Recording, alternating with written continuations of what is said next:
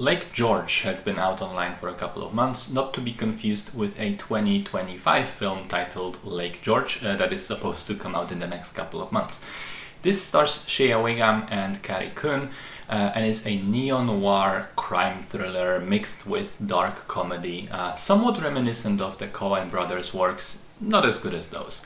The story follows Don, played by Shea Whigham, who has come out of prison after a long time and is clearly lost in his life. No job prospects, no family to lean on.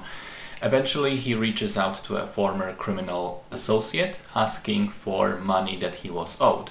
The mob boss agrees to repay him, but only after Don does a job for him. He's supposed to kill Phyllis, played by Carrie Coon, the boss's former flame, who also worked for his organization and is getting too big for her shoes.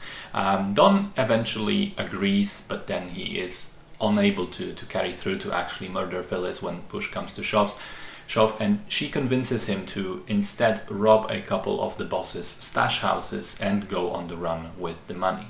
So, as I said at the beginning, definitely a firm neo-noir type story. A down-and-out grizzled protagonist gets entangled with a femme fatale who knows more than it seems, as well as, criminal types being involved whose reach is seemingly all-powerful. It's a pretty simple road trip type thing, but I think its strength lies in the simplicity, but also in the dynamic between the two central characters. I enjoy seeing the reluctant cooperation between them, and it was fun to see Don be the resigned, pessimistic, almost nihilistic straight man, and Phyllis be the more capable, active, and a surprisingly bloodthirsty one, with a lot more agency than it would initially seem. I think the situations they end up in are well written and entertaining. There's multiple pretty funny scenes. Carrie Coon gives a remarkably committed performance. I mean, some scenes have her get pretty physical in a completely non-sexual way, and I found her character to be incredibly entertaining.